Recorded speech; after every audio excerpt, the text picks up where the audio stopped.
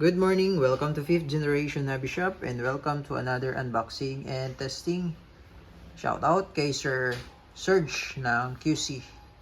Ayan, TR50 Tactical Revolver Gen 2. Ayan, 13 joules, 6 rounder. Ayan, caliber 50. Ang gamit natin bala is rubber ball. Ayan. Caliber 50. So may mga iba't ibang klaseng bala po ito. Nga lang, sa ngayon po, ang available po natin ay rubber ball. Ayan. So ito po siya, Gen 2.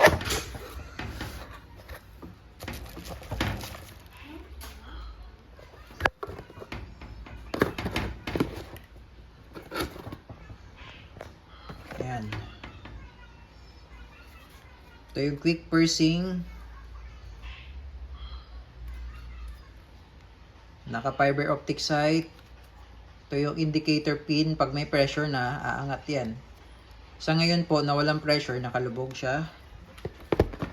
Ito yung magazine. Ito yung magazine release and lock. Rail for flashlight. Laser. Then, meron siyang rail for 22mm na rail for red dot. So, gusto mo siyang lagyan ng red dot, formahan. Ayan. TR50. Okay, so testing po. Okay, so ito po yung kanyang hangin or yung kanyang propellant. 12G po ang gamit natin. 12G lang po ang gagamitin natin. Any brand naman basta 12G, yung walang thread. Okay. Ito yung quick pursing.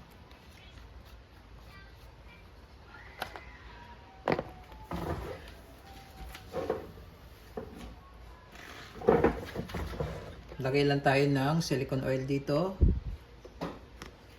And also silicone oil dito. Okay. Okay, so ngayon po nakikita nyo po hindi pa siya punctured, no? So pag nilagay natin siya dito, yan, pag ganyan po yung lagay po. Okay, tapos hihigpitan lang natin. Okay, sa ngayon po hindi pa po yan punctured. Okay? Hindi pa po butas yung CO2. Pero once na pinalo natin to, activated, automatic mabubutas yun. Okay? At aangat itong indicator pin. Ayan. Sa ngayon wala pang pressure sa loob. So, pwedeng i-standby, pwedeng i-stop. Yan, kahit gaano katagal, nandyan lang yung CO2 na yun. Hindi po yun mauubos dahil wala pa po yun butas. Pero once na inactivate na natin, kailangan i-consume agad yung CO2. Okay? Kailangan i-consume po kaagad. Huwag pong patagalin sa unit. Okay? So, ngayon, ito naman yung magazine. Mamaya natin paluin. Ito yung magazine na 6 rounds. Ito yung rubber ball. Ito yung gear. Sa likod tayo maglalagay.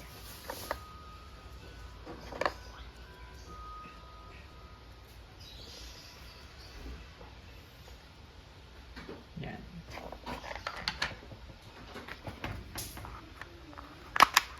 Then, release lock.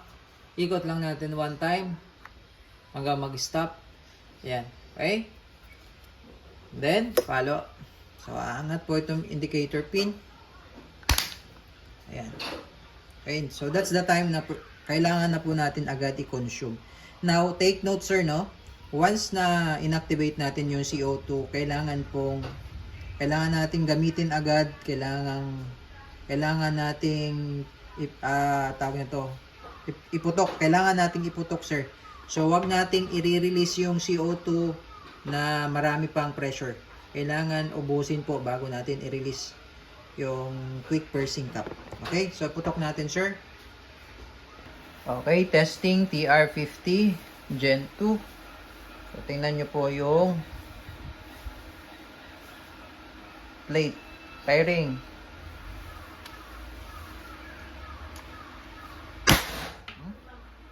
Huh? So, medyo matigas po yung trigger niya, sir, ha? Sagad mo lang sa dulo.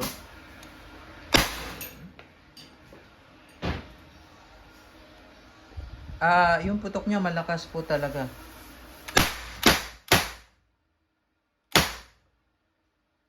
Okay? Malakas po talaga yung tunog. Yung tunog po malakas.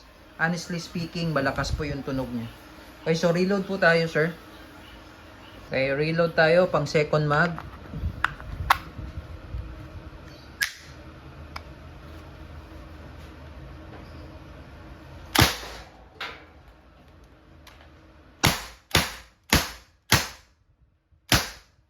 Okay. Reload tayo pang third mag. Pwedeng i-reuse po ang rubber ball as long as hindi basag. Yan. Pagka-lock, iikot lang one time. Yan. Pang third mag. Okay, so mahina na siya pang third mag. So, first 12 shots, malakas pa. No? Malakas. Okay, yan. So, pag mahina na siya, that's the time na pwede na nating i-release. Yan. I-release natin. Tapos, tingnan nyo po, bababa yung pin. Ayan. Okay, so, take note po, wag nyo pong i-release na malakas pa yung pressure. Okay? Pwede sumabog yung loob niyan.